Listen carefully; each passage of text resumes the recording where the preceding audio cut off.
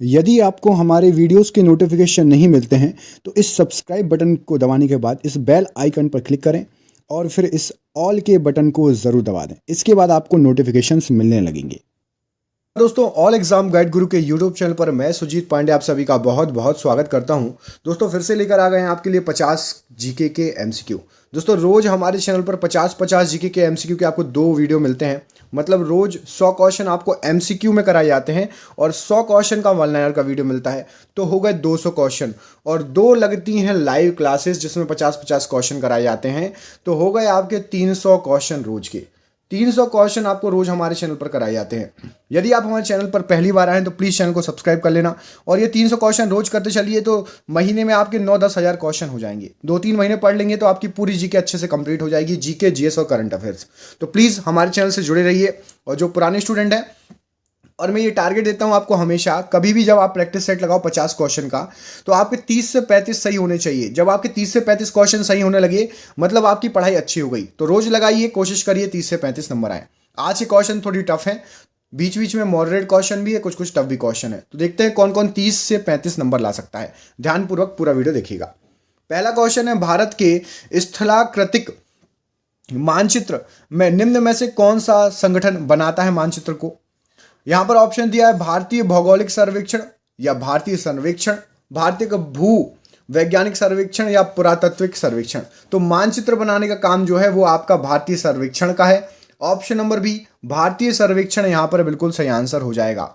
Question number 2 देखिए, निम्नलिखित में से किस राज्य की भूमि भारत के पूर्वी और पश्चिमी तट दोनों पर है? भारत का पूर्वी तट, ठीक है, और भारत का पश्चिमी तट, मतलब उसकी भूमि यहां पर भी है और यहां पर भी है। कौन सा ऐसा है? ऑप्शन है पौंडीचेरी, केरल, आंध्र प्रदेश या तमिलनाडु। तो आपको बता दूं पौंडीचेरी ऐसा है जिसकी पूर्वी और पश्चिमी तट दोनों जगह हैं। ऑप्शन नंबर ए यहां पर सही आंसर हो जाएगा। 3 पौंडीचेरी हैं आपके भारत में, याद रखना। 2 इस तरफ हैं और 1 इस तरफ है, टोटल 3 पौंडीचेरी हैं। कभी भारत का नक्शा अच्छे से देखिएगा, आपको दिख जाएगा। निम्नलिखित में से किस स्थान को यूनेस्को की विश्व विरासत के स्थलों की सूची में शामिल किया गया है? चिल्का झील है, डल झील, नागिन झील या फिर सुंदरवन नेशनल पार्क। तो आपको बता दें कि विश्व विरासत की में सुंदरवन नेशनल पार्क को शामिल कर लिया गया। ये कहाँ पर है? तो थोड़ा सा भारत में है, थोड़ा सा बांग्लादेश में है, ठीक है। तो पश्चिम बंगाल और बांग्लादेश से लगा हुआ है सुंदरवन नेशनल पार्क। तो हमारे यहाँ है, लेकिन पूरा सुंदरवन का जो डेल्टा है वो पश्चिम बंगाल और बांग्लादेश में फैला हुआ है। बहुत ही शानदार क्वेश्चन है, कई बार एग्जाम में आया हुआ। ऊंचे क्षेत्रों में लेटराइट मृदा की रचना कैसी होती है?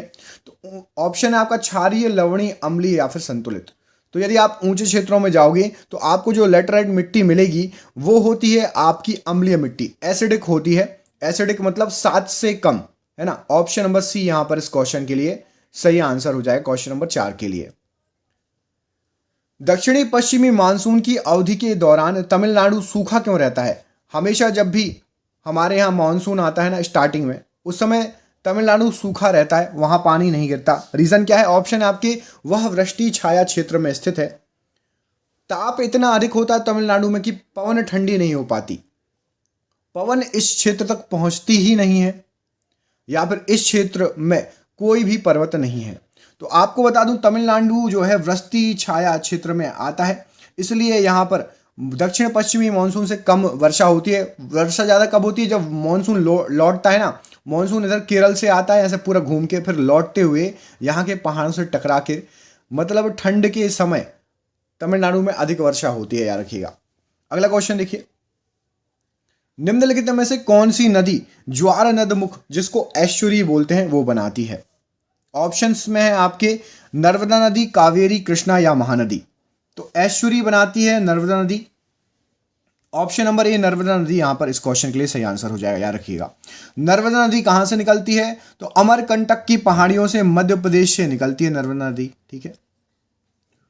और कहां जाके गिरती है, इसका आंसर आप लोग कमेंट बॉक्स में कमेंट करके बताइए। नर्मदा नदी कहां पर गिरती है, कमेंट करके बताइएगा। सुंदरवन के जंगल को क्या कहा जाता है? ऑप्शन है आपके पास स्क्रब जंगल, मैंग्रोव जंगल, पर्णपाती जंगल या फिर टुंड्रा। टैगा और टुंड्रा सुना होगा आपने, क्या कहा जाता है? तो सुंदरवन के जंगल कहलाते हैं आपको मैंग्रोव टाइप के जंगल। ऑप्शन नंबर यहां पर भी मैंग्रोव बिल्कुल सही आंसर हो जाएगा इसके लिए। अगला क्वेश्चन देखिए, मुदुमलाई पशु विहार किस चीज के लिए प्रसिद्ध है? टाइगर के लिए, मगरमच्छ, पक्षियों या फिर हाथियों के लिए? तो आपको बता दें मुदुमलाई पशु विहार जो है टाइगर रिजर्व है, ये जो है व्याघ्र के लिए, टाइगर के लिए बहुत ज्यादा फेमस है। ऑप्शन नंबर यहां पर ए बिल्कुल सही आंसर हो जाएगा इस क्वेश्चन का। अगला क्वेश्चन देखिए, उस खाद्य फसल का नाम बताइए जो भारत में सबसे अधिक उपज होती है। तो भारत में सबसे ज्यादा क्या होता है? गेहूं नहीं, ज्वार भी नहीं, मक्का भी नहीं, सबसे ज्यादा होता है चावल। और एक टैग दिया जाता है हमारे यहां राज्यों को, धान का कटोरा। तो धान का कटोरा जो है चेंज होता रहता है भैया। सबसे पहले छत्तीसगढ़ रहा बहुत समय तक, उसके बाद कुछ समय तक पश्चिम बंगाल रहा, तो ऐसे बदलता रहता है। अभी धान का कटोरा किस राज्य को कहते हैं, कमेंट करके बताइए। धान का कटोरा अभी किस राज्य के पास है ये टैग, कमेंट करके बताइएगा। भारत में हरित क्रांति की एक और नाम क्या है? तो भारत में जो हरित क्रांति होती है उसको क्या बोलते हैं? ऑप्शन है आपके पास, बीज उर्वरक और सिंचाई क्रांति, खाद्य सुरक्षा क्रांति नहीं, कृषि क्रांति नहीं, बहु फसल क्रांति ये भी नहीं। हरित क्रांति का एक और नाम है बीज उर्वरक और सिंचाई क्रांति। ऑप्शन नंबर ए यहां पर इस क्वेश्चन के लिए बिल्कुल सही आंसर हो जाएगा, याद रखिएगा। अभ्रक का सबसे बड़ा भंडार कहां पर है? देशों के नाम दिए हैं आपको, ऑप्शंस में दिया गया है दक्षिण अफ्रीका, भारत, संयुक्त राज्य अमेरिका या फिर ऑस्ट्रेलिया। तो अभ्रक सबसे ज्यादा होता है भारत में, याद रखना। भारत नंबर 1 है अभ्रक में, ऑप्शन नंबर बी, अभ्रक में भारत नंबर 1। कमेंट करके बताइए सब्जियों में भारत का कौन सा स्थान है? सब्जियों में भारत का कौन सा स्थान है? अगला क्वेश्चन देख लेते हैं, क्वेश्चन नंबर 12।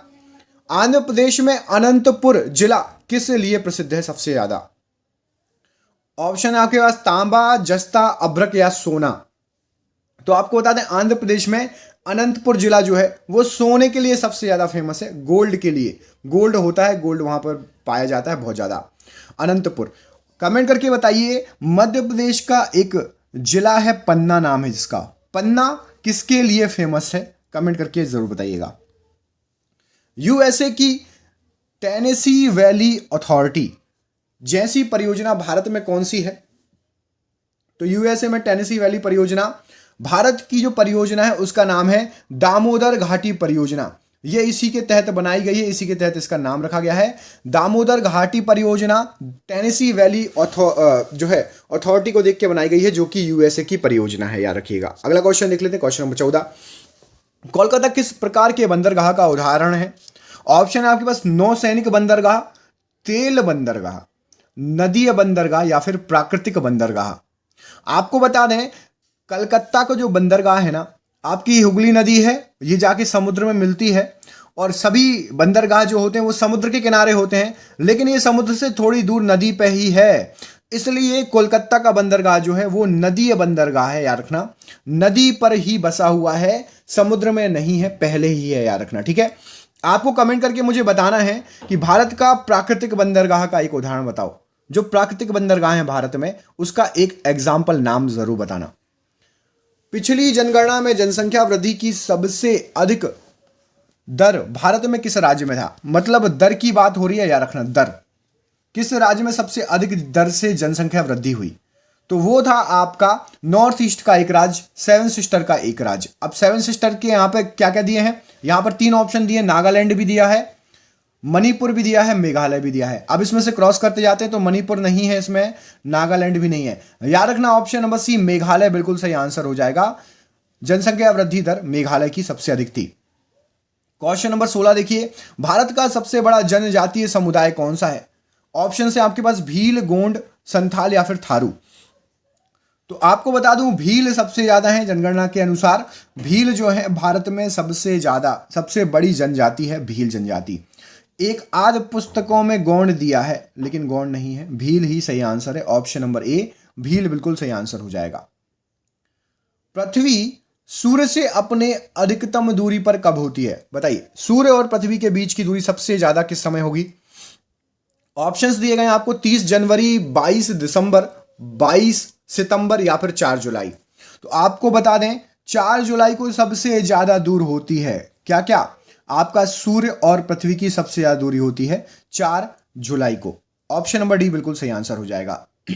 मंगल की परिक्रमा कक्षा में जाने वाले प्रथम एशियाई देश का नाम बताइए। कौन सा ऐसा एशिया का देश था जो सबसे पहले मंगल की कक्षा, मतलब मंगल ग्रह है ना, उसकी जो कक्षा है वहां पर प्रवेश कर सका, उसके गुरुत्वाकर्षण एरिया में प्रवेश कर सका? बताइए।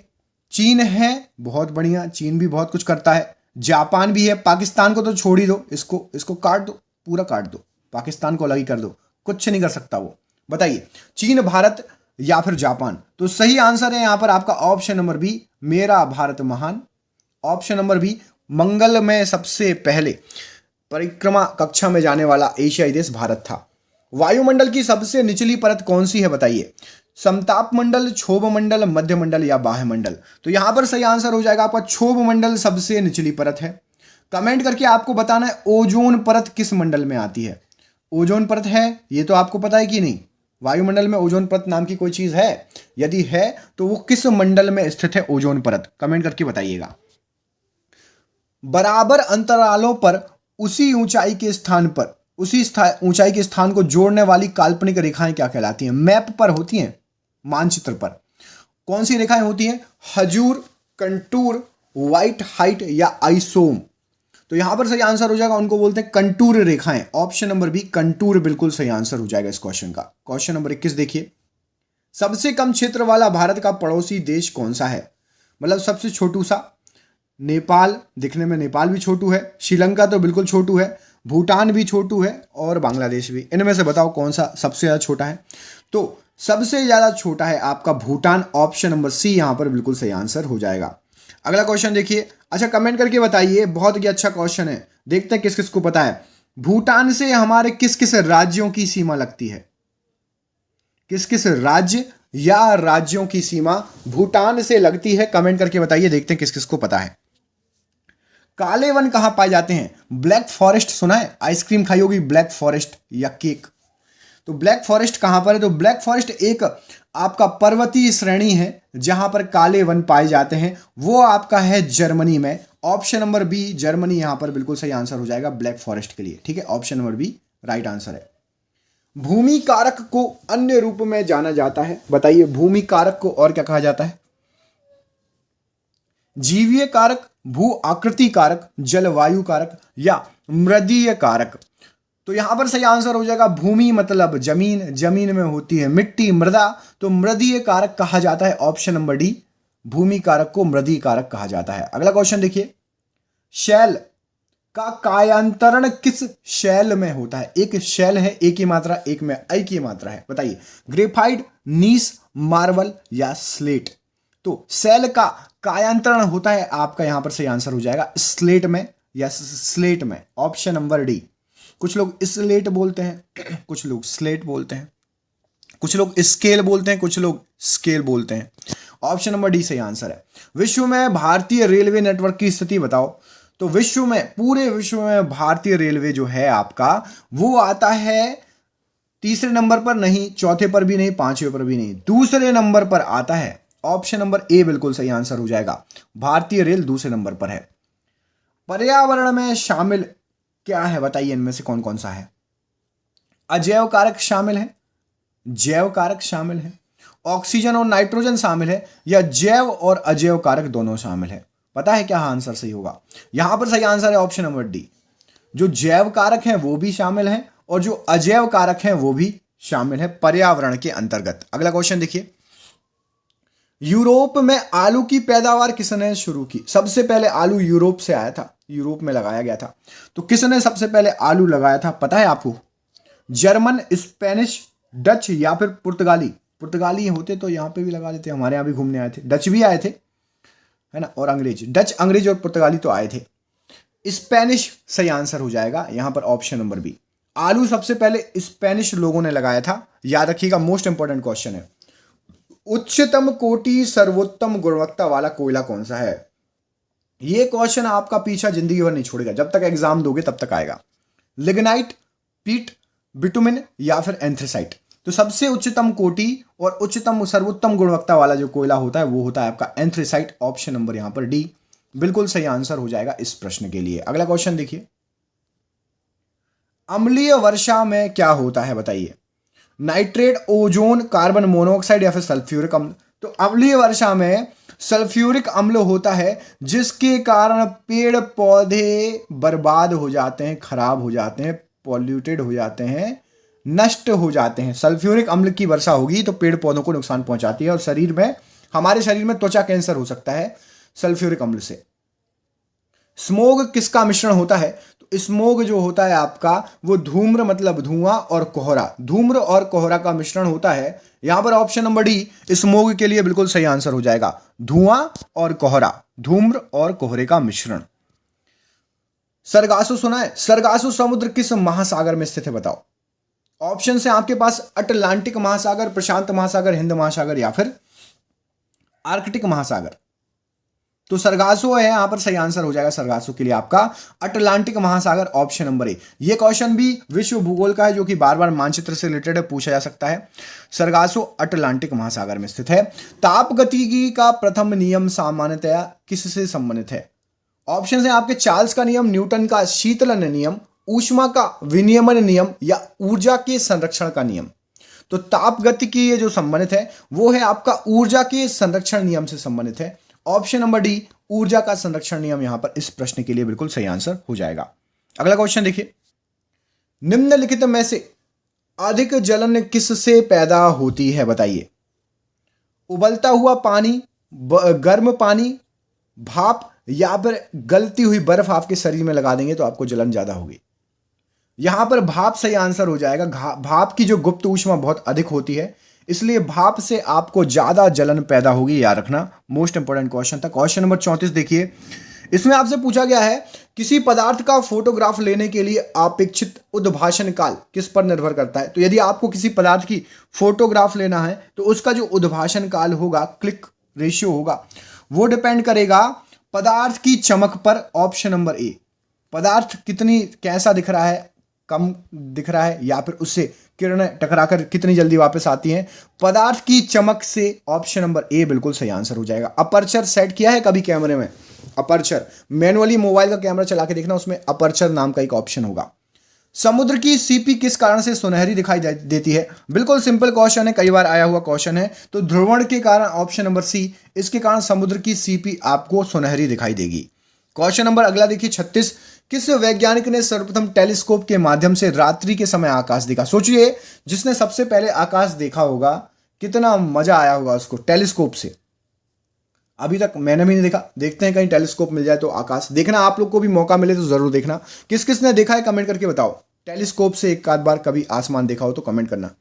गैलीलियो, कोपरनिकस, माइकल फेराडे या फिर न्यूटन। तो यहां पर सही आंसर है आपका गैलीलियो ने देखा था सबसे पहले। ऑप्शन नंबर ए बिल्कुल सही आंसर हो जाएगा इस क्वेश्चन का। अगला क्वेश्चन देखिए, किसी पिंड की उस गति को क्या कहते हैं जिसकी कुछ समय के अंतराल के बाद पुनरावृत्ति होती है। कोई पिंड किसी गति में घूम रहा है या चल रहा है या जो भी हो रहा है, लेकिन बार बार उसी तरीके से बार बार हो रहा है, उसको आप क्या कहोगे। तो उसको बोलते हैं आवधिक गति, मतलब सेम गति आप बार बार दोहराओगे, आवधिक गति कहते हैं। ऑप्शन नंबर ए यहां पर आवधिक गति इस क्वेश्चन के लिए सही आंसर हो जाएगा। ये क्वेश्चन कई लोगों से नहीं बना होगा, कुछ और सोचा होगा आपने पक्का। फ्लोरोसेंट लैंप में चोक का प्रयोजन क्यों होता है बताओ। प्रतिरोधकता को कम करने के लिए, करंट के प्रवाह को कम करने कि भैया करंट कम हो जाए, या फिर करंट के प्रवाह को बढ़ाने के लिए, वोल्टेज को क्षणिक कम करने के लिए। सही आंसर है आपका करंट के प्रवाह को बढ़ाते हैं फ्लोरोसेंट लैंप के द्वारा। ऑप्शन नंबर यहां पर सी बिल्कुल सही आंसर हो जाएगा, करंट के प्रवाह को बढ़ाना। अगला क्वेश्चन देखिए, किसी उपग्रह में किसी अंतरिक्ष यात्री द्वारा गिराया गया चम्मच कहां जाएगा। क्या होगा चम्मच के साथ बताओ। तो ऑप्शन है आपके पास, फर्श पर गिर जाएगा जैसे ही छोड़ेगा वो, अचल रहेगा जहां है वहीं टिक जाएगा बिल्कुल, उपग्रह की गति का अनुसरण करता रहेगा, या फिर स्पर्श रेखीय दिशा में चला जाएगा। आपको बता दें आप किसी उपग्रह में हैं, उपग्रह घूम रहा है, आपके यहां से चम्मच छूटी तो वो भी बिल्कुल वहीं उपग्रह के साथ उसी तरह गति करने लगेगा। ऑप्शन नंबर यहां पर सी बिल्कुल सही आंसर हो जाएगा, उपग्रह की गति का अनुसरण करेगा वो चम्मच। अगला क्वेश्चन देखिए, जब पानी जम जाता है तो उसका घनत्व पर क्या प्रभाव पड़ेगा। घनत्व बढ़ेगा, घटेगा, नियत रहेगा या जीरो हो जाएगा। तो आपको बता दें घनत्व जो रहेगा पानी का वो घट जाता है। सबसे अधिक घनत्व कब रहता है पानी का, कितने डिग्री सेल्सियस पर, कमेंट करके बताओ। सबसे अधिक घनत्व कब रहता है? बर्फ हो जाए, जमे जाएगा तो घट जाएगा, ये क्लियर है। अगला क्वेश्चन देखिए, वर्षा की बूंद का आकार गोलाकार किस कारण से होता है? करोड़ों बार पूछा गया क्वेश्चन, एक ही बार में उत्तर बता देता हूं। पृष्ठ तनाव, सरफेस टेंशन। ऑप्शन नंबर यहां पर बी बिल्कुल सही आंसर हो जाएगा इस क्वेश्चन के लिए। अगला क्वेश्चन देख लेते हैं, क्वेश्चन नंबर 42, ये रहा आपकी स्क्रीन पर। रॉकेट की गति पर निम्नलिखित में से कौन सा संरक्षण सिद्धांत लागू होगा? द्रव्यमान का संरक्षण, आवेश का संरक्षण, संवेग संरक्षण या फिर ऊर्जा संरक्षण। द्रव्यमान का नहीं रहेगा रॉकेट की गति पर, आवेश का भी नहीं रहता है। अब ऊर्जा और संवेग में से यहां पर ऑप्शन नंबर सी संवेग संरक्षण का सिद्धांत सही आंसर हो जाएगा रॉकेट की गति के लिए। संवेग संरक्षण, ऑप्शन नंबर सी। निम्नलिखित में से सबसे बढ़िया रोधी, रोधी का मतलब होता है इंसुलेटर, कौन सा है? लकड़ी, कपड़ा, कांच या फिर कागज। तो सबसे बढ़िया इंसुलेटर होता है आपका कांच, ऑप्शन नंबर बी, माफ कीजिएगा ऑप्शन नंबर सी, कांच यहां पर इस क्वेश्चन के लिए बिल्कुल सही आंसर हो जाएगा। लकड़ी, कपड़ा तो गीले भी हो सकते हैं, कागज भी गीला हो सकता है, करंट लग जाएगा आपको। अगला क्वेश्चन देखिए, प्रवर्धकों में ऋणात्मक पुनर्भरण क्या कहलाता है? तो प्रवर्धक में ऋणात्मक पुनर्भरण आपका कहलाएगा बैंड की चौड़ाई को बढ़ाएगा और शोर को घटा देगा। मतलब कहां लिखा है? ऑप्शन नंबर ए में लिखा है, बैंड की चौड़ाई को बढ़ा देगा प्रवर्धकों में ऋणात्मक पुनर्भरण और शोर को घटा देगा। प्रवर्धक होता क्या है? तो प्रवर्धक होता है आपका एम्पलीफायर, सुना एम्पलीफायर, जिससे आप गाना वाना भी बजाते हो, एम्पलीफायर आता है आपका, उससे आप क्या करोगे? बैंड की चौड़ाई बढ़ा दोगे तो शोर भी घट जाएगा। एम्पलीफायर होता है प्रवर्धक। अगला क्वेश्चन देखिए, यदि कोई दंड चुंबक को दो बराबर हिस्सों में यदि आप बांट देते हो चुंबक को, तो प्रत्येक टुकड़े की द्रव्य शक्ति पर क्या प्रभाव पड़ेगा? तो प्रत्येक टुकड़े की शक्ति पर कोई भी प्रभाव नहीं पड़ेगा, जस का तस रहेगा। याद रखना, चुंबक को आप जितने भी टुकड़ों में तोड़ दो यथावत रहेगी। ऑप्शन नंबर डी यहां पर सही आंसर हो जाएगा इस क्वेश्चन का। कोंडा तरक मतलब होता है असेंबलर। एक प्रोग्राम है, वह निम्न में से किसके प्रोग्राम का रूपांतरण करता है? असेंबलर की बात हो रही है। उच्च स्तर से असेंबलर तक, असेंबलर से मशीन तक, मशीन से निम्न स्तर तक या निम्न स्तर से उच्च स्तर तक। तो जो असेंबलर होता है वो असेंबलर से मशीन तक का प्रोग्राम रूपांतरण होता है, याद रखिएगा, असेंबलर से मशीन तक। ऑप्शन नंबर बी बिल्कुल सही आंसर हो जाएगा। कंप्यूटर जीके का क्वेश्चन था ये। विषम का चयन कीजिए, बताइए फ्लॉपी डिस्क, रोम, डीवीडी या हार्ड डिस्क, इसमें से क्या अलग है? तो आपको बता दें फ्लॉपी डिस्क है, सेकेंडरी मेमोरी है, डीवीडी भी और हार्ड डिस्क भी, ये सब स्टोरेज डिवाइस हैं। रोम अलग है। ऑप्शन नंबर यहां पर ए बिल्कुल सही आंसर हो जाएगा, रोम। माफ कीजिएगा, ऑप्शन नंबर बी पर लिखा है रोम। ऑप्शन नंबर बी रोम बिल्कुल सही आंसर हो जाएगा। प्राइमरी मेमोरी है। रोम का फुल फॉर्म क्या होता है? Read only memory. भारत का पहला कंप्यूटर कहां स्थापित किया गया था? बताइए, सबसे पहले जब भारत में कंप्यूटर आया था उसको कहां लगाया था भारत में? ऑप्शन आपका भारतीय प्रौद्योगिकी संस्थान दिल्ली, बिल्कुल नहीं, यहां नहीं लगा था। भारतीय विज्ञान संस्थान बेंगलुरु, यहां पर भी नहीं लगा था। Indian iron and steel company limited Burnpur, यहां पर भी नहीं लगा था। ये नाम याद रखना, भारतीय सांख्यिकी संस्थान कलकत्ता। भारत का पहला कंप्यूटर जो आया था वो यहां पर लगा था कलकत्ता में, भारतीय सांख्यिकी संस्थान में, याद रखना। कंप्यूटर के प्रोसेसर की गति को निम्न में से किस में मापा जाता है? तो कंप्यूटर की प्रोसेसर की जो गति होती है उसको मापते हैं MIPS में। तो इसका फुल फॉर्म होता है आपका मिलियन इंस्ट्रक्शन पर सेकेंड। इसमें जो है कंप्यूटर के प्रोसेस की गति को मापा जाता है, मिलियन इंस्ट्रक्शन पर सेकेंड। एक सेकेंड में इंस्ट्रक्शन की संख्या। प्रायोगिकता के प्रोग्राम और हार्डवेयर के बीच में निम्नलिखित में से मध्यस्थ के रूप में कौन कार्य करता है?